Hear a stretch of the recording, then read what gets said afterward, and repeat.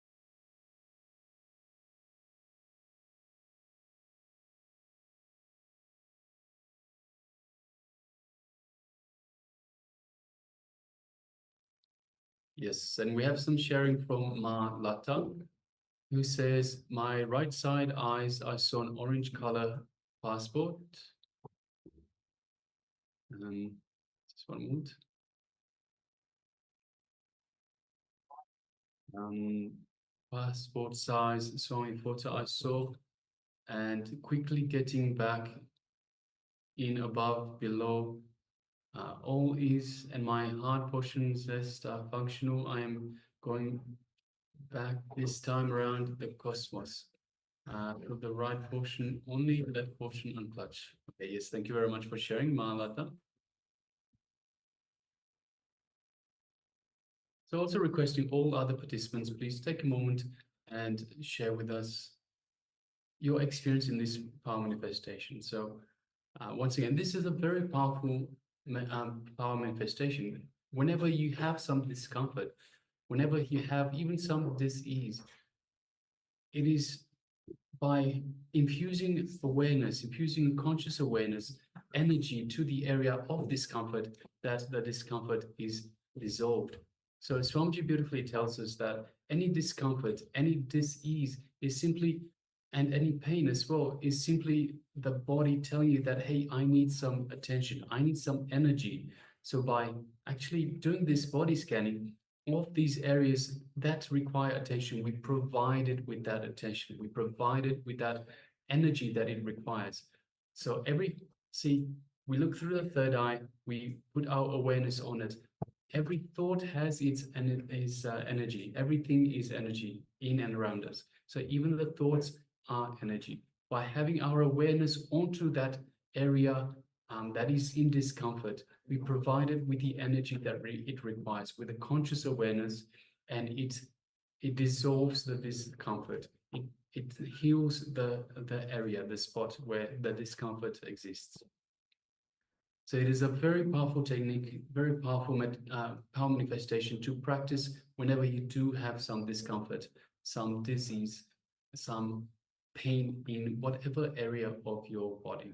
And of course, not just for yourself, you can do the same for a partner. So in this exercise, we were looking to practice on a partner to give us the confidence and understanding that we can actually do it on other people as well. So everything in and around us is energy, and it is conscious awareness that either on ourselves or someone else can heal the distress, the discomfort, the pain, the disease itself. So if you're still sharing, please go ahead and keep sharing. Meanwhile, let us get ready to move into the next segment of today. So the next segment is going to be a revelation by the Supreme Pontiff of Hinduism on the topic of true knowledge. So let's get ready to receive this powerful cognition and the highest truths directly from Bhagavan himself in his own words. Let's sit straight with our head, neck, and spine in a straight line and come to the space of listening, carrying a completely receptive space.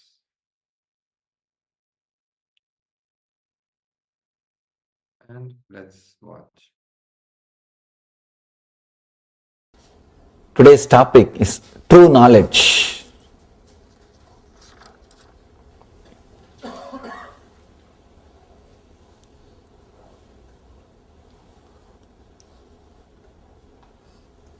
Everybody, every master, every spiritual person claims what they are teaching is the true knowledge. How to find out what we are hearing is the true knowledge?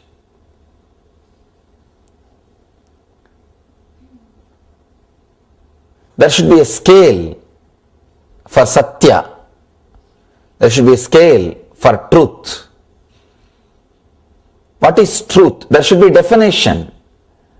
There should be clear idea with which we can find out whether it is truth or not. Mahavira is giving the touchstone definition of satya here.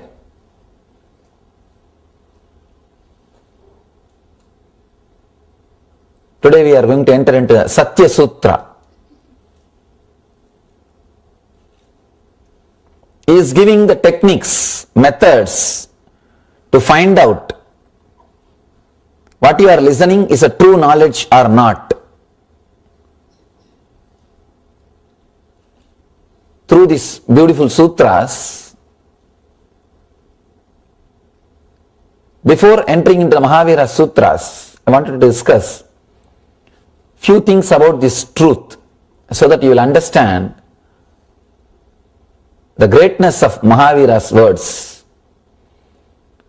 See, one beautiful thing is Mahavira has lived Kshatriya life, the life of a king.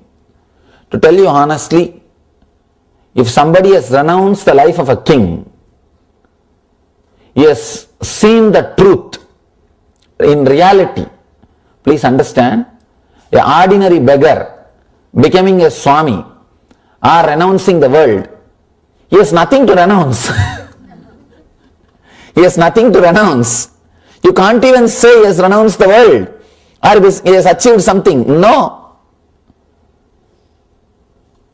A king renouncing, that is the greatness. King achieving.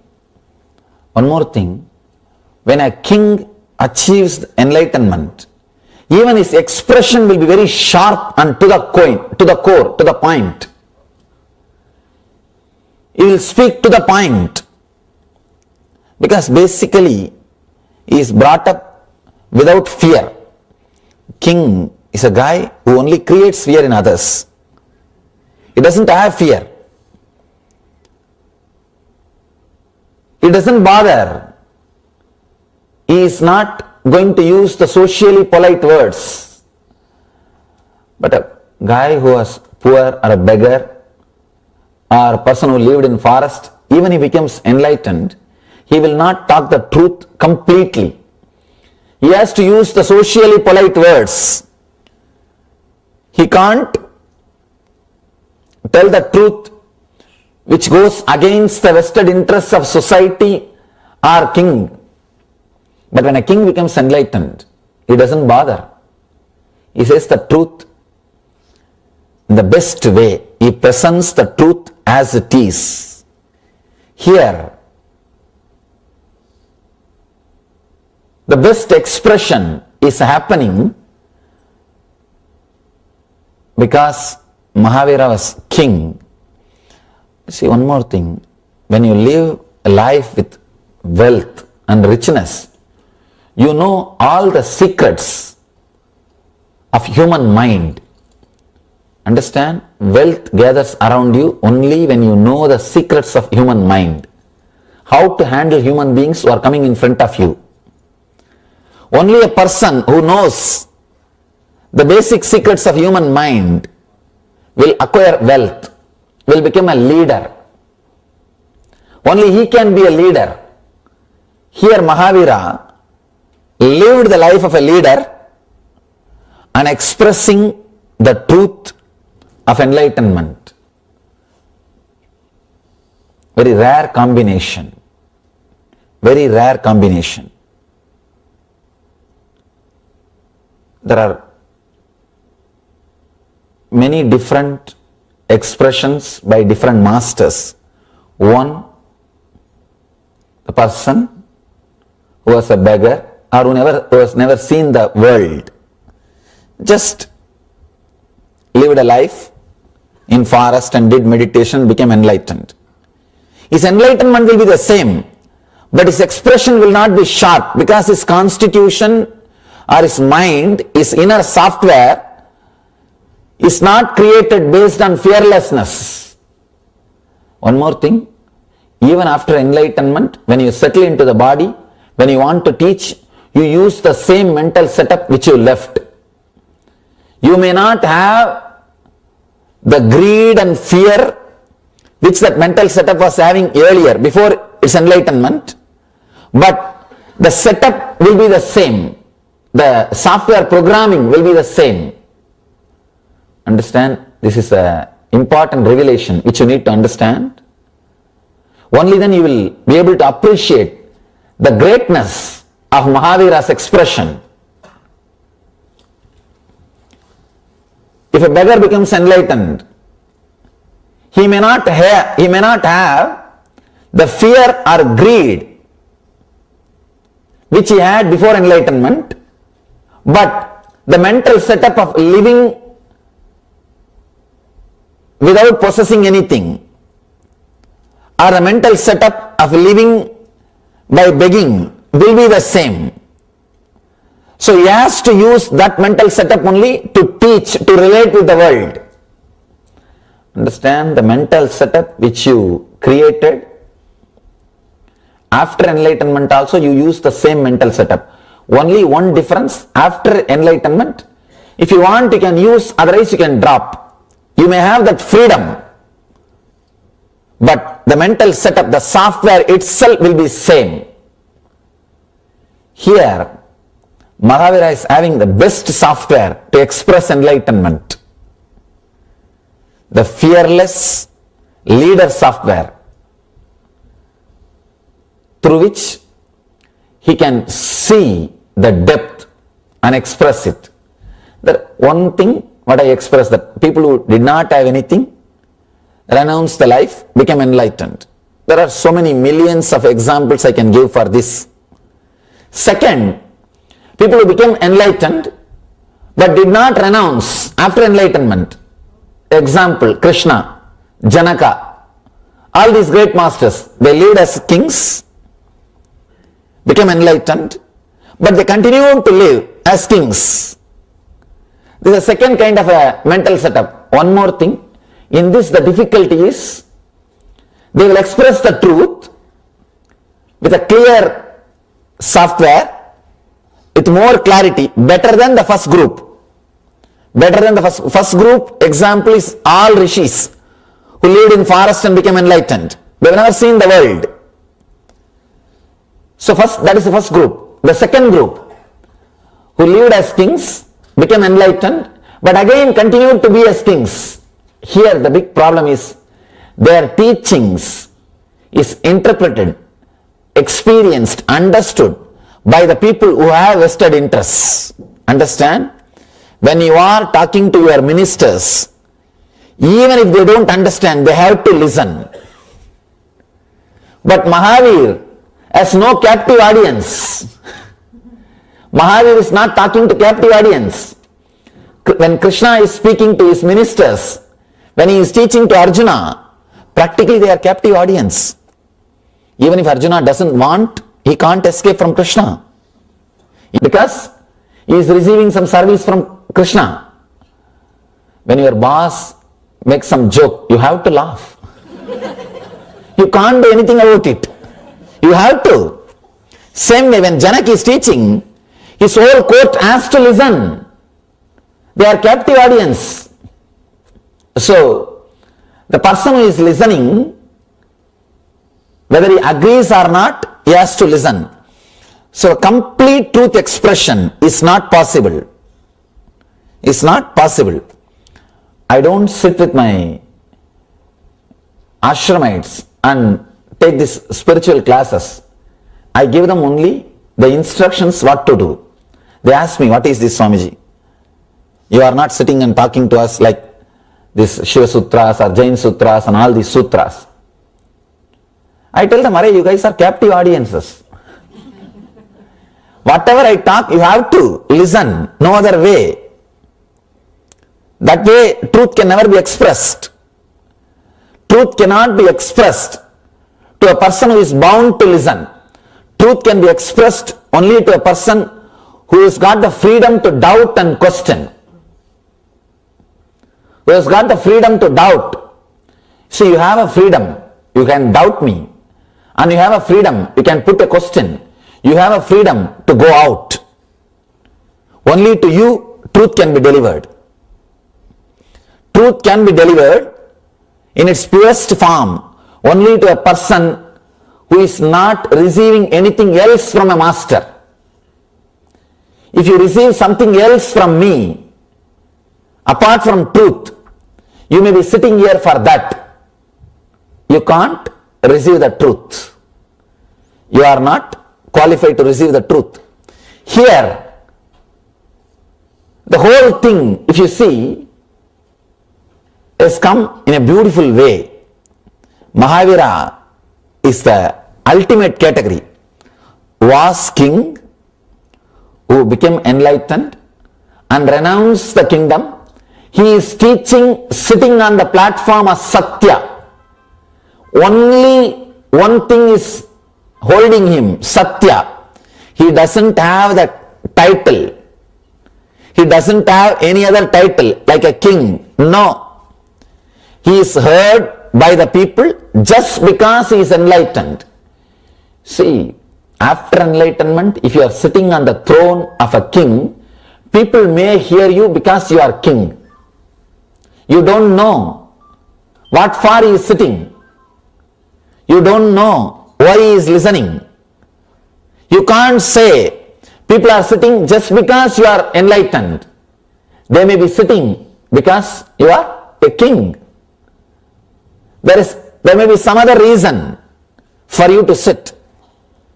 In India, during all our rituals, means the homas, yajnas, yaga, we give free food.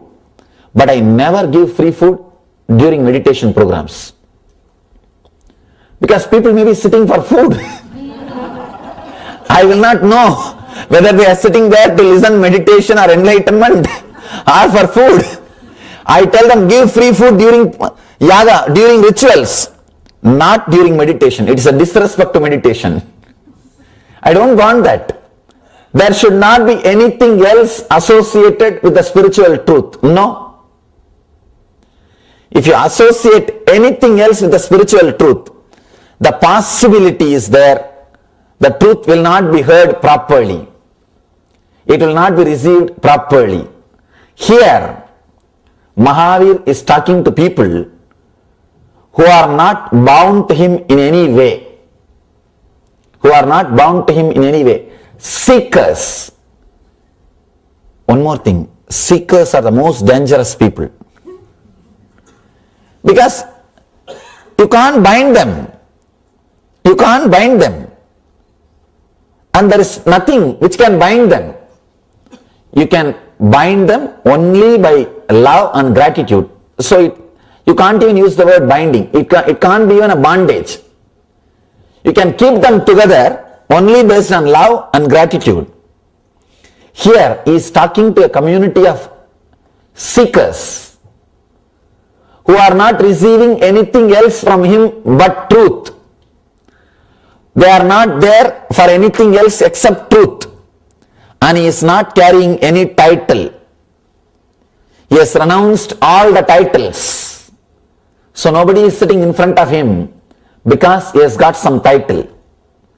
Because he is a king of some place or he is somebody. No. People are sitting in front of him just to listen to the truth.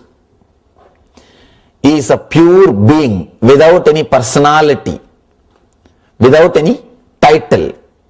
See, the word persona comes from a Greek root. In those days, the drama actors, they will use masks. That mask only is called persona. Personality means the mask which you are using. Janak has got mask. He is a king. Ashtavakra has to listen to him. No other way. Or the Sugabrahma, sorry, not Ashtavakra. Ashtavakra actually taught Janaka. Sugabrahma came to listen from Janaka. Sugabrahma has to listen because Janaka is a king. Sugabrahma is a captive audience. He is captured. He has to. Whenever a king speaks, you can't tell anything. But here with Mahavir, there is no other relationship except the master and seeker. The purity of relationship is important to maintain the purity of the teaching, purity of the truth. And one more thing, Mahavir has no vested interest. He is not talking to his people to make them do something. No, There is no ulterior motive. There is no goal. Whatever is said and done, Krishna has got a motive to deliver Gita. All he needs is Arjuna has to fight now. So he has to talk. He has to express the truth in such a way that Arjuna will start fighting. There is an ulterior motive. And not only that, Krishna is running a community. He is running a kingdom. So naturally, his words has to be heard. So the purity of relationship is not there. One more thing, Arjuna was thinking himself as a friend. That's why in Gita he says, Krishna, forgive me. I thought you are my friend. Hey Krishna, hey Yadava, hey Shaketi. I called you as Yadava by your community name. I called you as my friend because he was thinking as a friend. So the purity of relationship is not there. You can't deliver a truth to your friend. You can deliver a truth only to a seeker. Here, the best mental setup, best software, and the greatest enlightenment, greatest experience of enlightenment, and right persons with the right attitude sitting in front of Mahavir. So the best truth is being delivered. True knowledge is coming out. He is giving us the scale. He is teaching us what is Satya and how to find out whether something is truth or not. One more thing, even Patanjali, the greatest scientist of the inner world, says Apta Pramana, the words of an enlightened beings can be accepted as a truth. So that can be considered as a scale. If an enlightened being says, you can take it for granted, it is truth. But Mahavir says no. He doesn't even want to say that anything told by an enlightened being is truth. No. Because who knows whether somebody is enlightened or not? God doesn't give certificate. What to do? We don't have a certificate. So Mahavir goes a step further. He is not accepting Apta Pramana. He is not accepting Vedas are the ultimate truth. No. Apta is not accepted in Buddhism and in Jainism. Both religions, Apta Pramana is not accepted. Apta Pramana means the words of the enlightened ones. No. They say everything should be scrutinized. There is no such thing as Apta Pramana. There is no such thing as words of the enlightened beings. No. Everything has to be scanned. Everything has to be analyzed. He is giving beautiful teachings to find out what is truth and which is true knowledge. One more thing, please understand, this true knowledge, this is like a touchstone. If you use the sutras and analyze all your decisions which runs your life, all your ideas which is base for your life, you will achieve Satya. Lord so says, if you are established in truth, you don't have to do any spiritual practice. If you understand this one sutra and redefine all your decisions, ideas, concepts about your life, you don't need to practice any spiritual discipline. You are enlightened this moment. All you need to do is redefine all your ideas. See, there are only few pillars on which your life is standing. Your life is established. Your desires, your idea about yourself, means positioning yourself. How you position yourself in the inner world. Understand? I am not talking about how you position yourself in the outer world.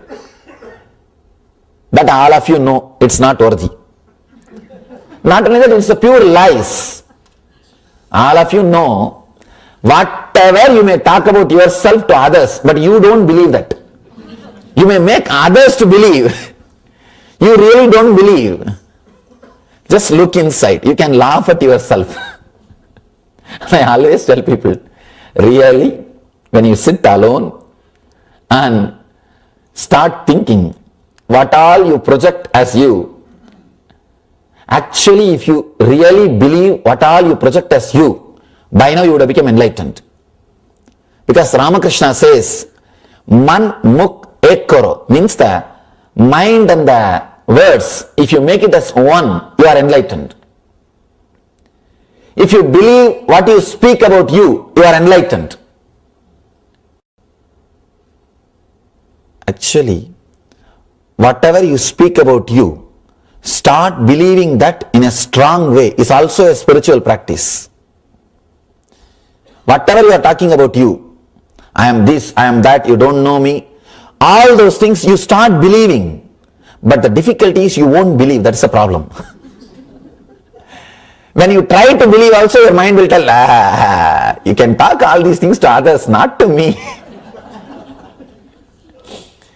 If at all people come to me, many times I have seen, they come to me and they just wanted to throw their weight to impress me. And they come and tell me, I am this, I am doing that, I do so many philanthropical activities, I do this, I do that, I have so much wealth and I give so much and all those things. At the end of the conversation, I ask them only one thing. Sir, do you really believe now whatever you said? They say, what? Yes, we do believe, that's why we are talking to you. I tell them, do this only one thing as a spiritual practice. Go back. Now whatever you told me, write it down. Again and again, help yourself to believe that. That's enough. Either you should tune your mind to your walk, or you should tune your walk to your mind.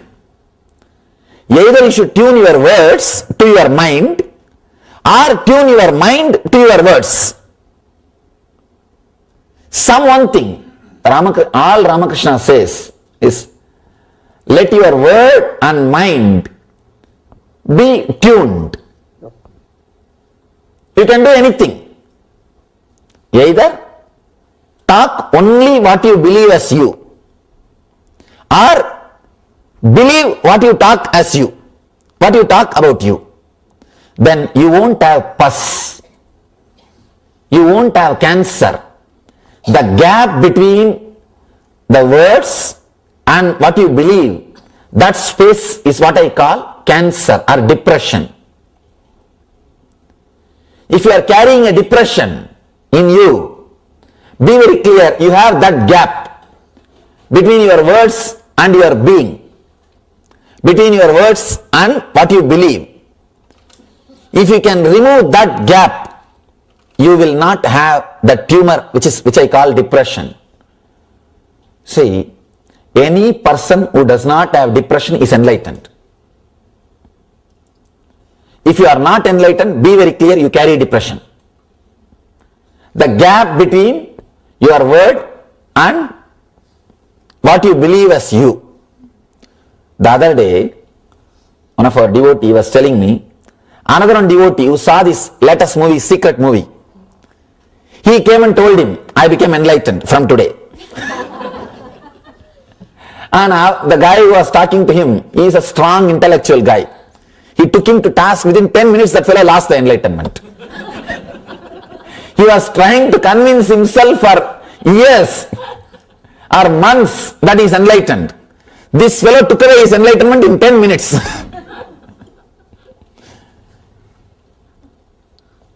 He is only telling others he is enlightened. He himself is not able to believe. Because anybody can come and talk to you and in 10 minutes you lose your enlightenment. Then what kind of enlightenment? Either you should have courage to really believe what you are talking, or talk only what you believe. See, one thing, important thing, this is an important truth which you should know. Sometime you may radiate enlightenment without even knowing the word enlightenment. I have seen in Himalayas, there was a great Mahatma, one Naga Baba. Naga Baba means doesn't wear clothes. I had the fortune to be at his feet for 6 months. I was blessed, fortunate enough to be at his feet. He will always be smoking ganja, what you call marijuana. Huh? You may think that how can a person who is smoking ganja be enlightened? That's what I also thought. When I went to serve him, you see, traditionally you are supposed to serve elderly sadhus to achieve enlightenment. So before my enlightenment, I was serving. Wherever I see some elderly sadhu, I'll go and sit at his feet. I'll give them whatever food I can collect and give, beg and give, and wash their vessels, and whatever little help, small help I can do, I used to do. One thing I was surprised, I have never seen him eating. No food and no water. Except ganja, nothing else. I was shocked. But such a pleasing person. I don't have any word. When you go and sit around him, you will feel so beautiful. And you will feel like sitting around him because he was so innocent. He is not even aware he is innocent. He is not even aware he is innocent. I have never seen him wearing any clothes. He is a Avaduta, Naga, no clothes. And he is not even bothered. He is not bothered about anything around the world, anything which is happening around him in the world. He is just in a high state of samadhi. One day I asked him, Baba, you are such a great person, why are you smoking ganja? And don't you think it is an immoral thing?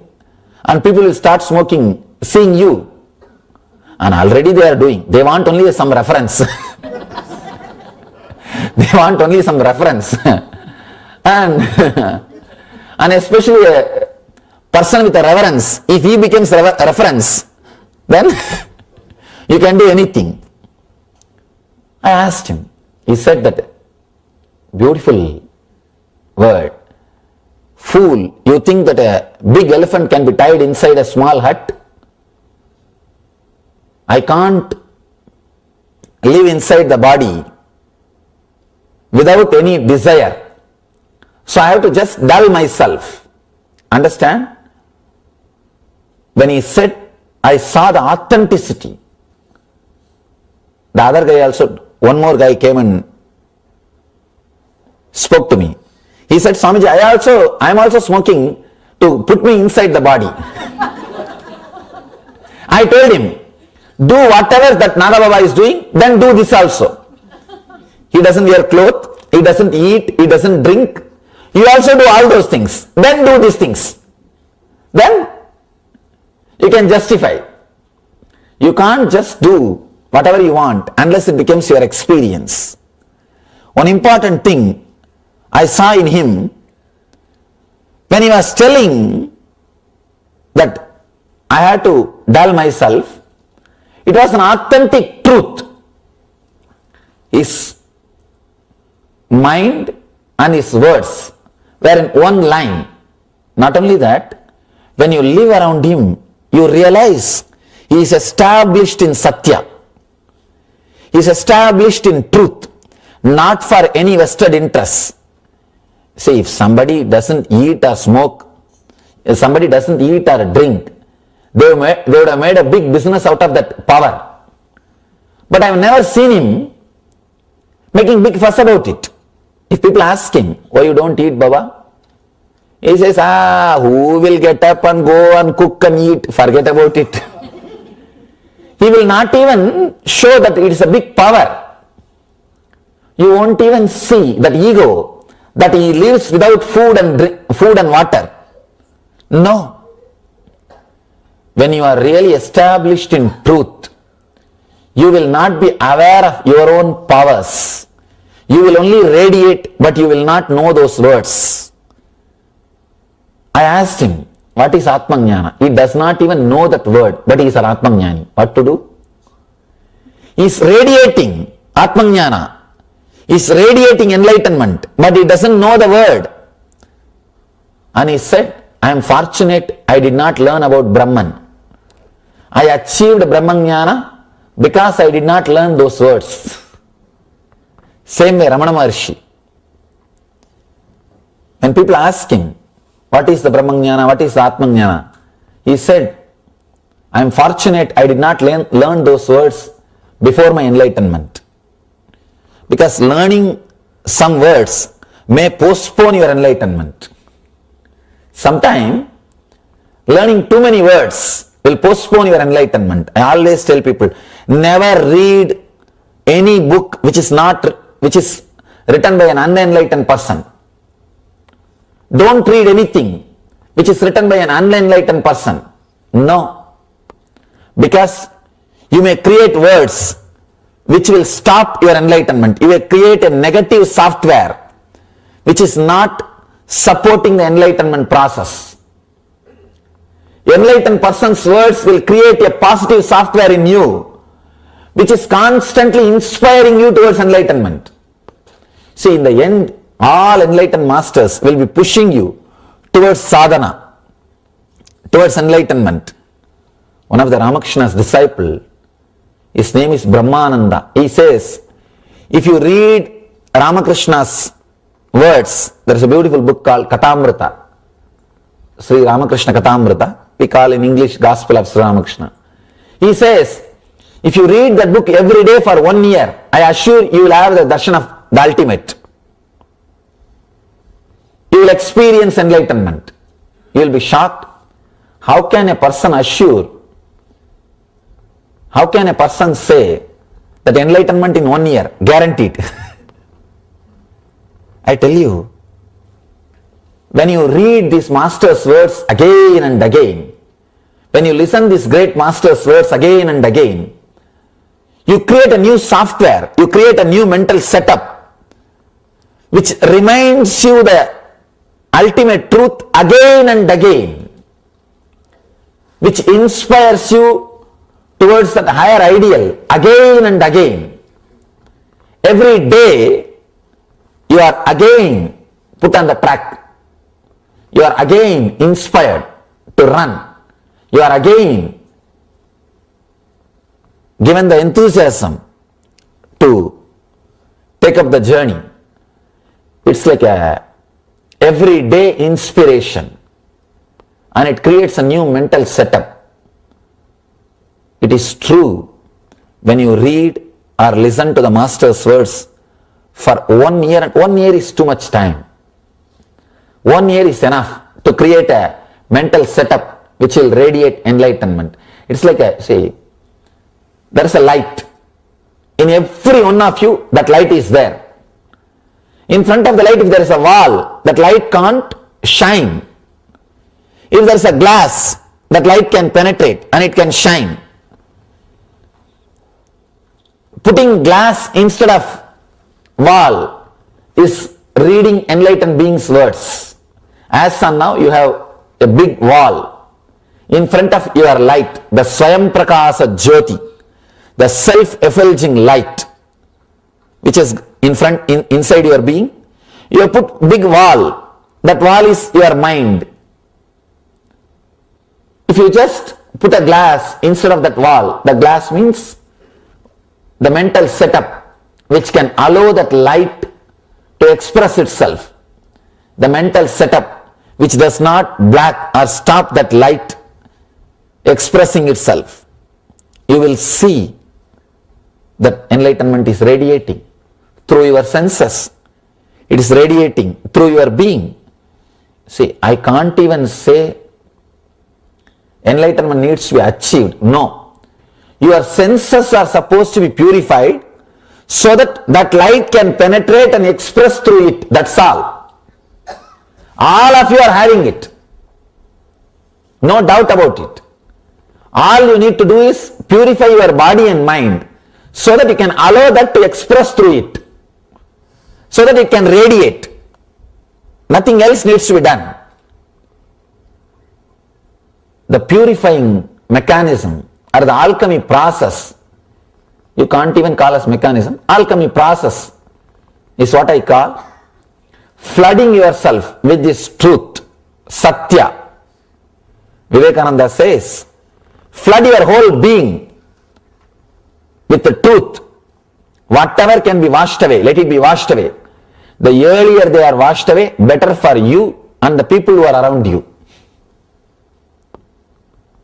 See one thing, if you have a clear idea about what you believe as you and what you talk about you, what you express as you and what you believe as you will attract that same kind of people around you and you will live completely ease. See, one thing, there is no such thing as morality. If you have the wrong ideas about morality, only then you need to hide what you are and you need to project what you want, what people want you. You need to project yourself as society expects you to be. If you have the wrong ideas about morality, the only one thing you need to understand is just be what you are. This is the ultimate morality. If you lose some friends because of that, perfectly all right, nothing wrong. It is better to lose your friends than yourself. If you present yourself as your friends want you to be, you will lose you. You are more valuable than your friends. Understand one more important thing. If you start talking about you which is not you, by and by you will get confused who are you. Now really, see, whatever you speak continuously, you start believing that as a truth. That's a big difficulty. Really, take this as a simple spiritual practice and try to do. Just 10 days again and again tell everybody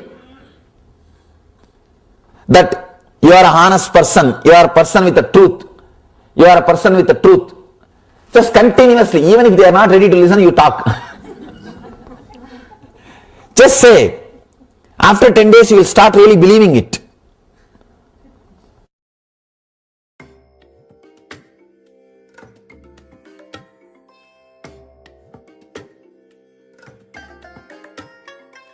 I bless you all.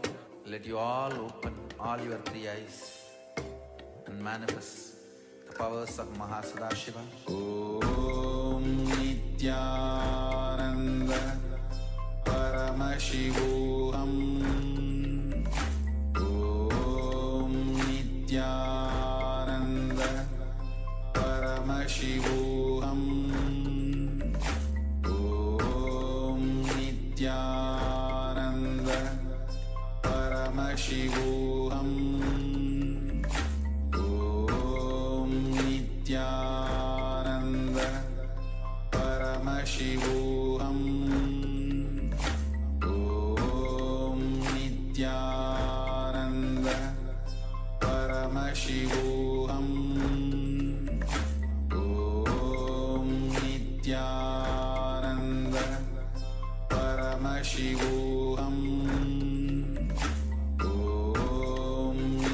Om Nithyananda Paramashivoham.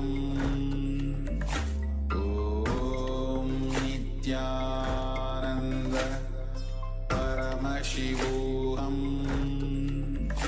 Om Nithyananda Paramashivoham. Om Nithyananda Paramashivoham. Om Nithyananda Paramashivoham. Om Nithyananda Paramashivoham.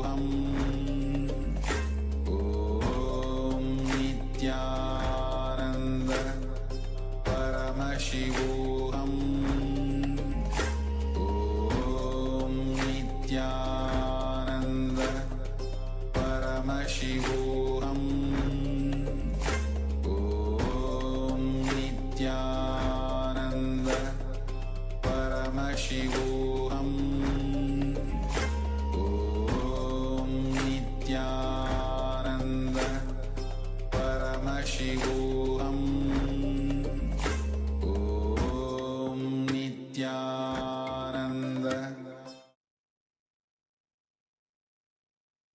Yes, welcome back. So that was wonderful revelations by the Supreme Pontiff of Hinduism on true knowledge. And keeping to the same topic, let us now move into the internalization exercise. Let us have a look, first of all, what we've heard from the Supreme Pontiff of Hinduism, from Swamiji himself in this session. So everybody, every master, every spiritual person claims that they are teaching, what they are teaching is true knowledge. But how do we find out what we are hearing is true knowledge?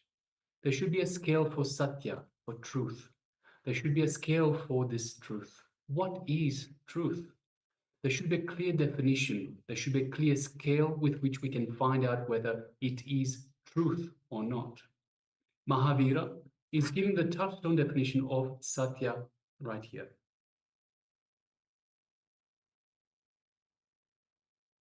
Understand, this is an important revelation which you need to understand. So this is understanding Mahavira, embracing the truth.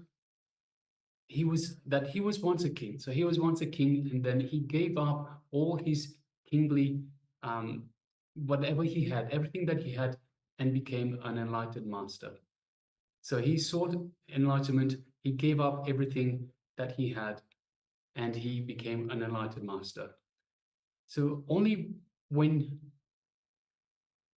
so this is an important revelation that you need to understand. Only then will you be able to appreciate the greatness of Mahavira's expression. So after enlightenment itself, after enlightenment, you use the same mental setup which you had before enlightenment. So if you reach enlightenment, when you reach enlightenment, whatever setup, mental setup that you have before enlightenment, you keep the same mental setup which you had before enlightenment. There's only one difference, that after enlightenment, if you want, you can use the mental setup. Otherwise, you can simply drop it. You have that freedom, but the mental setup, the software itself will be the same. Here, Mahavira has the best software to express enlightenment, the fearless leader software, through which he can see the depth of the truth and express it. So Mahavira is the ultimate category. He was a king who became enlightened and renounced his kingdom. He's teaching, sitting on the platform of Satya, of truth. Only one thing is holding him, and that is Satya. He doesn't have any other title. He no longer has the title of a king. All he has is Satya. Yes. And Mahavira says,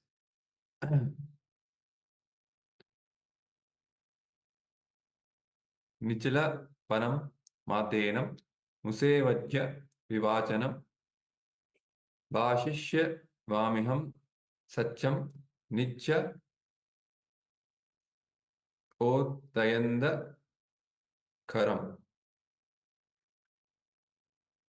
So what it means is, being continuously alert, one should renounce asatya, that is falsehood, and speak only truthful, honest words. Speaking such truth is difficult indeed. A true sage does not speak words which can hurt others. Similarly, any true person should not speak sinful words, even in anger, greed, fear, or ordinary talk with friends and relatives. Practice of satya means continuously being alert. Being continuously alert, one should renounce asatya and speak only truthful, honest words. If you compromise on honesty, then all the other vows are questionable. If you compromise on this honesty, you are gone. You cannot be helped. Then you will allow all other possible negativity to happen in you. That basic honesty is the bedrock of all your integrity. You will be shocked. There is no word which is truth. You are habituated. Even small things you plan how to present to get maximum out of the situation. You do not tell what exactly happened. There is an automatic sensor system inside you. One more thing, you have a sensor system because you are afraid that you might tell whatever you are thinking, and you have to prepare and carry notes because you are not supposed to speak what you're thinking. You're supposed to speak only what you're supposed to speak. So we always edit, we always censor our words. We never speak the truth as it is. Understand that is why you carry the notes. You carrying notes means you are not supposed to speak what is going on. You're supposed to edit and present. If you edit and present, you will become tired because such a big process is happening inside you. First, words will come. You have to edit them and see the hints and connect with them, then speak. So naturally, 3 or 4 processes are happening inside. You will become tired in 1 or 2 hours, and the person who is hearing also will become tired. He says, that is Mahavira, speaking such truth is very difficult indeed. Your very inner consciousness has to be raised to a different level. Just speaking the truth is impossible by you unless you are constantly being alert. So alertness, awareness is a key element in you having this, building this core integrity of speaking the truth. Maybe you can take this as a small exercise. Just try. Try with full alertness. Maybe you can have a small notebook as well. Whenever you miss, note down how many times you missed. Just try to see. Then you will understand what Mahavira means by the word being continuously aware, so that we don't miss any moment of speaking the truth. If you try just for a few minutes, let's say, only then you will understand the meaning of the word being continuously aware. Today, you need to carry only one message, only one line, being continuously aware. So let us sit for a few minutes and just be aware. Let's say from the past 24 hours, try to recollect the words or the statements that you have made, whatever you can remember at the top of your head. How many were spoken with awareness? How many were spoken as an expression of your truth instead of editing, instead of constantly thinking what the other person will think? So just sit for a few minutes and try to recollect. You can even pen down the key statements that you have made. And then against that, you can write whether they were truthful statements or you edited them, you spoke them because you're supposed to speak, and whether you are aware about it at that moment of time. So let us now enter into this very small exercise, and then we will continue in the next segment.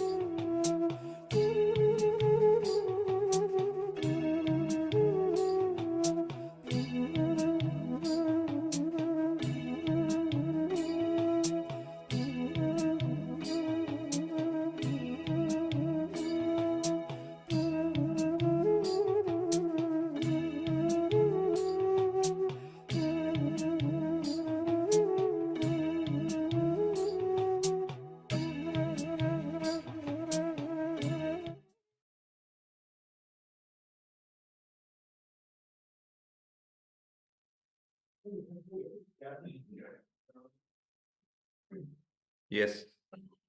So this brings us to the end of this in-transition exercise. So let us now move into the next segment, which is going to be power manifestation. As you all know, today we are manifesting the power of body scanning. So let's do another round of the body scanning, which we did in the last one. We'll be scanning any discomfort or dis-ease that you have in your body. Or if you want, you can even invite a friend of yours and request them so that you can perform this power manifestation with them. Scan their body and see where all they have any discomforts, pain, or disease in their body.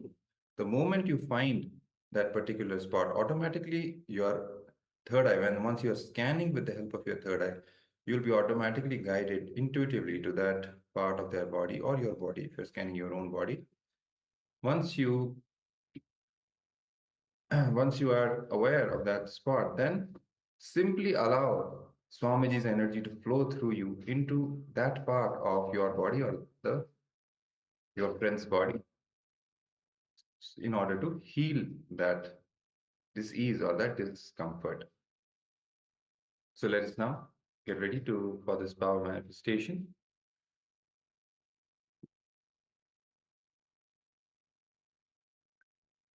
Yes. Let us sit straight.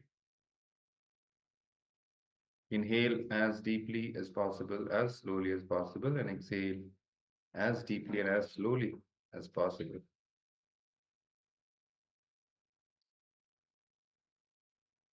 Visualize Swamiji in your third eye.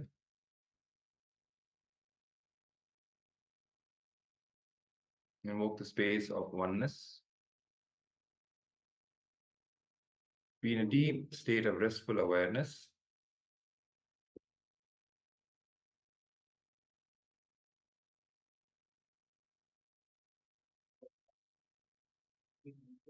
Cognize your whole body is filled with Swamiji's energy, his consciousness. Each and every pore, each and every cell of your body is filled with his consciousness. Cognize your body has become Divya Sharira, the divine body.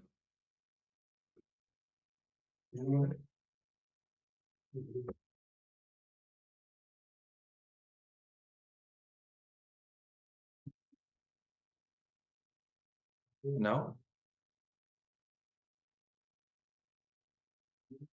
start chanting the Mahavakya. Om Nithyananda Paramashivoham. Om Nithyananda Paramashivoham. Om Nithyananda Paramashivoham.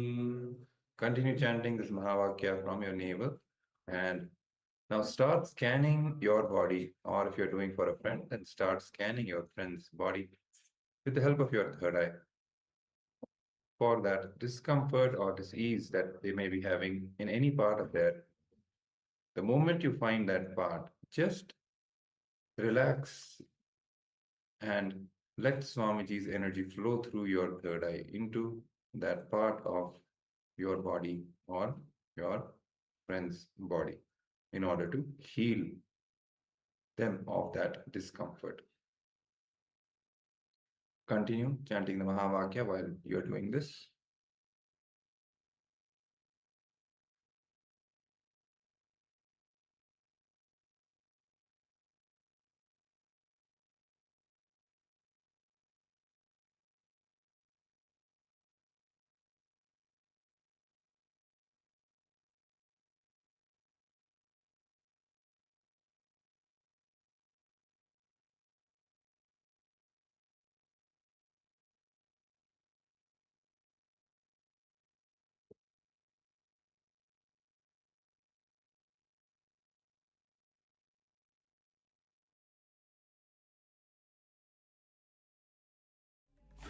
Om Nithyananda Paramashivoham.